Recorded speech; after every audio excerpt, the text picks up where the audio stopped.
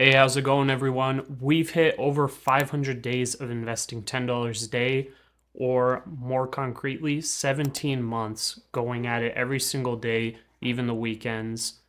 It's been really good. The portfolio's hit over $6,500, and I would say we're performing pretty well. We've got a weighted average annual return of, it's going to be up here, but I'm pretty sure it's over 30%.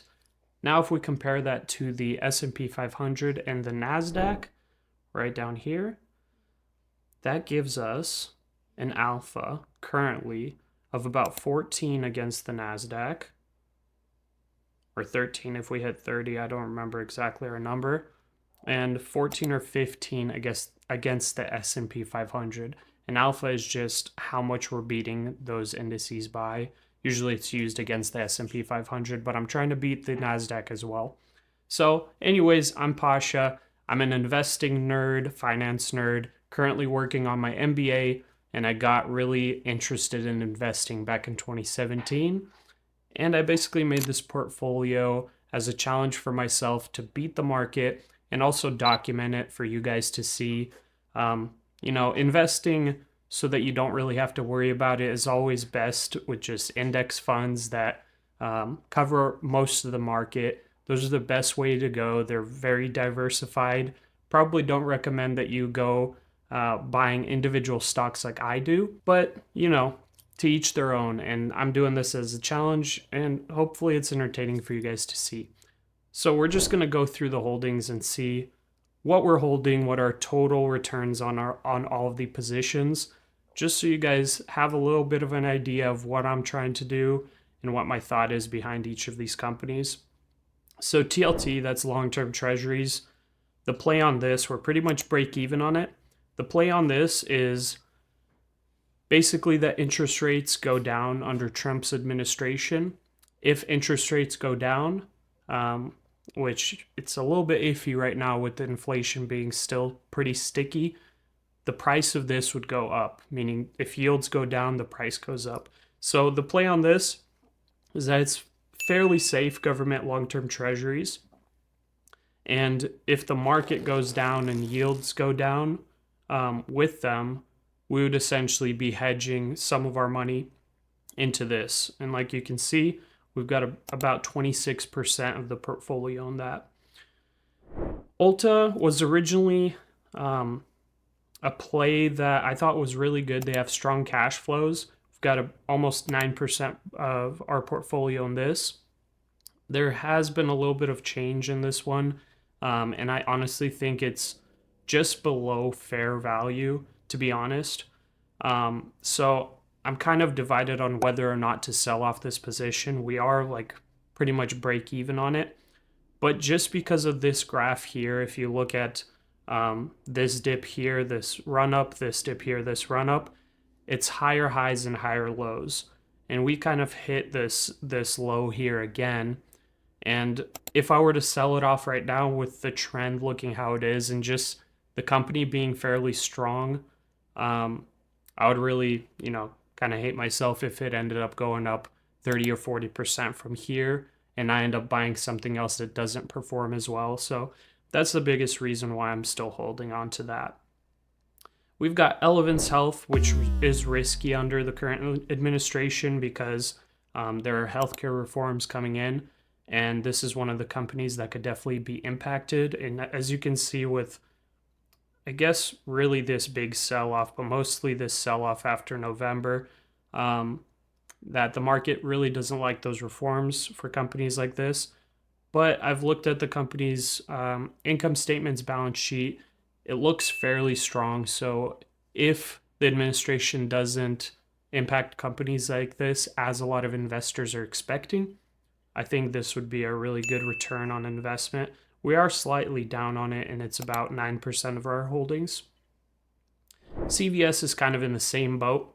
The interesting thing about CVS is that a lot of super investors have been buying it. Let's go down here. We'll go to hedge funds. So as you can see, there's been a lot of buying versus selling for this company. And we did start opening this position up probably a year ago or maybe even longer ago. But I think we really well, actually, I might have not even started opening up that long ago. This really big dip is when I started jumping into CVS. So we might have started buying up a little bit earlier, but our average is at $55. We're up slightly, but about 8% of our holdings. Intel currently has a lot of interesting news about it. There are potential buyouts, potential of the company being broken up and bought by different companies. There's a lot of hearsay about it. I've looked into the statements to the SEC from Intel, and I haven't really confirmed any of this stuff, so it's all really hearsay. But this was really a play before all of that happened. I bought with an average cost of $20. Really buying basically around this dip and all throughout this dip here. This was really a turnaround play for me. They put a lot of money into manufacturing, into their foundry, and they're burning cash like crazy right now. But this was really a turnaround play, and I'm starting to get a little bit worried about it. But like, this is pocket change either way. But for the challenge, it is a little worrying, and I don't want it to hit our returns. But those buyout rumors are definitely interesting.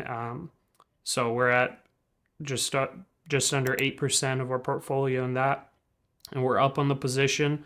So I'm just going to be holding that to see, because if any buyout news comes out, this could easily be like a 30 or 50% gain. Who knows? With Intel. Comcast, we got 7%, and that one down about 10%. I think this one is this company has a high moat. It's got a lot of control around the country. It's got a lot of customers, and it has been on a weird downtrend. And long term, we're at pretty much long term resistance. So I've just been buying it up. On the spreadsheet you see back here on that monitor, that's kind of the spreadsheet that I use to decide whether or not to buy or sell companies.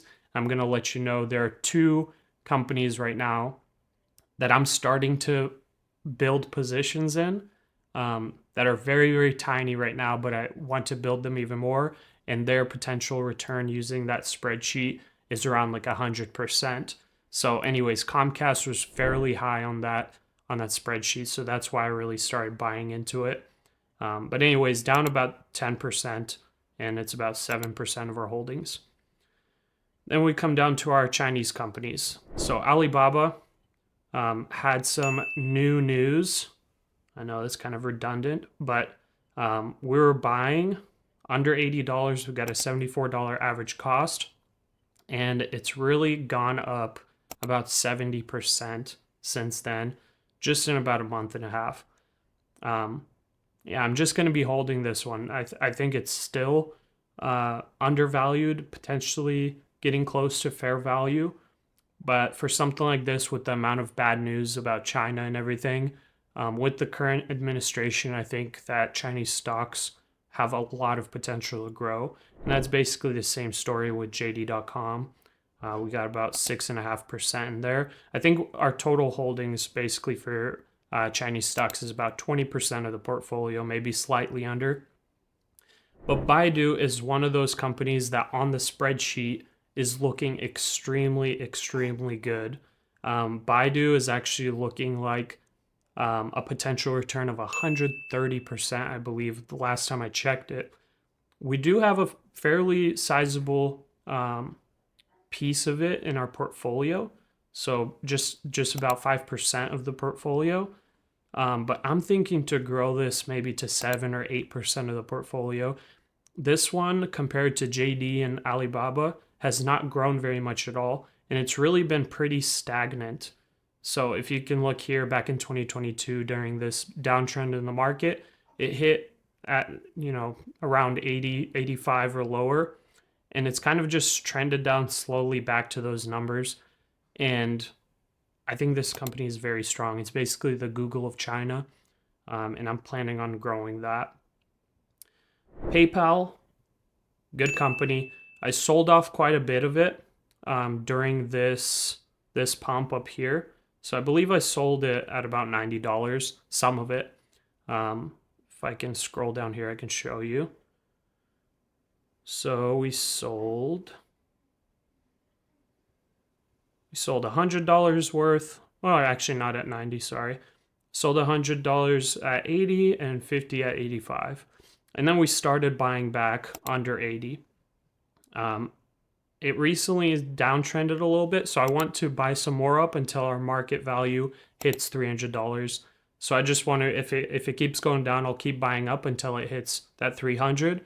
Then when it starts trending up, I hold and I don't add any more. But that's just 4% of the portfolio. I think this is a very strong company.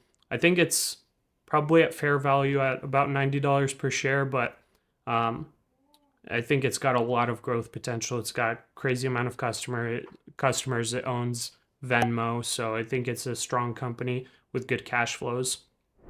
Dollar General is one of our newer holdings. I'm planning on just keeping this at around a $200 level, so I need to add about $3.50 worth to it to get to that $200 because it did trend down today quite significantly. But also another one that has been on a crazy downtrend, and I think it's too strong of a company to really justify this low price. And if we scroll down here, we'll see the super investors have been heavily buying during this really big dip. So just a little confirmation on that one. At core, this might have not been too good of a buy. I'm planning on building up to $200 just like Dollar General if it keeps trending down. I looked at all the financials of it and it seemed good. It's trended down more since I bought it. But I honestly, whenever I saw, this really big dip, I was fairly confident that this is like very strong resistance, but it did break through it. So that's the reason why we're quite a bit down on the position because my assumption was incorrect. But looking at the long-term trend of this company, we have some very strong resistance, probably in the low 20s. And I thought we had strong resistance in right around 75, but we broke through. So I'm just going to be holding that at about a $200 level, just about 3% of the portfolio, and we'll see how it goes. I know that the earnings of this company were one-off for these couple of years when it trended up like this. So I know their earnings are getting cut quite bad, but I don't think it's going anywhere. And their financials looked very good. So I will definitely add to that position to make sure that it hits that $200 level. Google is our kind of safe bet, just for some steady gains. And honestly, I think it's getting close to its intrinsic value. Or sorry, I think it's a little below its intrinsic value, but it's not really close to the exact amount that I want to buy it at. I definitely want to continue adding at like $160 a share. I don't know if it'll go that low, we'll see, but I think Google, out of the Mag 7, I think this is probably one of the strongest companies and one of the more fair valued companies out of all of them. But we got just about 2% of the portfolio in it, and honestly, I just kind of bought it because it was like one of the more guaranteed ones, and I didn't know what to buy at the time when I was building this position. There weren't very many bargains out in the market other than this one, I thought. But for reaching really good alpha against the S&P 500, this might not be the best buy for me for this portfolio. But if it does go to 160 or lower, I think I may buy a little bit more of it and just keep it there, kind of as a cash pile, just like with the long-term treasuries, so that if it trends up and then we see a better buying opportunity, we can sell it off and buy something else. Stellantis, we're break even on. I'm keeping this position size. I think this is a very strong company. It's traded down quite heavily recently, and I think that it is at very, very strong resistance levels. And looking at the long-term graph of this, it's had basically higher lows every time. So I think that this could be an easy 2 to 3x, but I don't think it's I don't think it's worth it for me to put in more than just this amount into this one, because it is an interesting play. It's a car company, so I don't want to do too much more.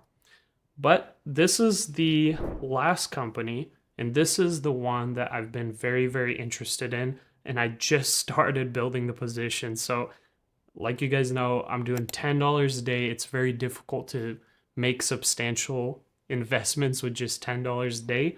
So I've done 2 days of $7 each of those days into XYZ or Block. This is kind of like PayPal, I guess, but it's more of like a credit card company. It focuses on smaller businesses so that they have a payment system, but it's had a crazy, crazy downtrend recently. And using this spreadsheet, we actually see a potential return of 80+% on this company at this price. So, looking through the financials, they look really great. Looking at analyst estimates over the next 4 years, this company's basically slated to get 20+% returns, or sorry, 20+% growth on their net income for the next 4 years. So crazy growth. So the earnings on this are basically, its outlook to be like 2 to 3 times what it is right now. And even just at these earnings, we're trading at 13 price to earnings ratio. So this like extremely discounted in my opinion. Just looking at this company, I mean, I don't know if we checked out hedge funds. It looks like more sells than buys, but honestly, I feel like we're seeing something that maybe other people are not seeing. I think this is a very strong company. To be fair though, over the next several years, if we do have a downturn in the economy, or the economy slows down or whatever, small businesses will suffer. So companies like Block that mostly have small businesses as customers, Block could potentially be impacted. But either way, I think that it's trading extremely discounted. So this is one that I want to build up to a $300 position. And if it trends down more, possibly to a bigger position. So we'll see about that one. But this is one that I'll be growing the position. I'm really hoping I can grow substantial amount at $65 average price, but I don't know if I'll have enough time because throughout the portfolio, I don't really have anything that I'm willing to sell to trade out for Block, just because I'm not 100% confident that would be a better investment compared to the investments that we have right now. So that's basically it. Here's the 1 year chart where we're looking really good. Even just the pure return on the portfolio is getting alpha against the NASDAQ and the S&P 500, but the weighted average annual return, because every time I put in $10, basically the return starts that day. So like, since I'm adding $10 every single day, this return isn't exactly accurate. It would be accurate if I put in, like, let's say $5,000 just on day one and only use that $5,000 to grow. If I made all the same decisions that I made in this portfolio from day one, we would be seeing like a 31% return on this graph. But because I'm putting in $10 a day, the returns get a little bit skewed, at least with this graph. So yeah, anyways, that was your update. I really appreciate you guys for watching. Make sure you stick around, watch the $10 a day challenge. I think that we could hit 10K this year. It's a little bit of a risk. We'll see, because you never know what happens with the economy. But if the economy stays strong and we continue growing, I think that we could potentially hit 10K this year. So anyways, I hope to see you in next videos, and I'll see you in the next one.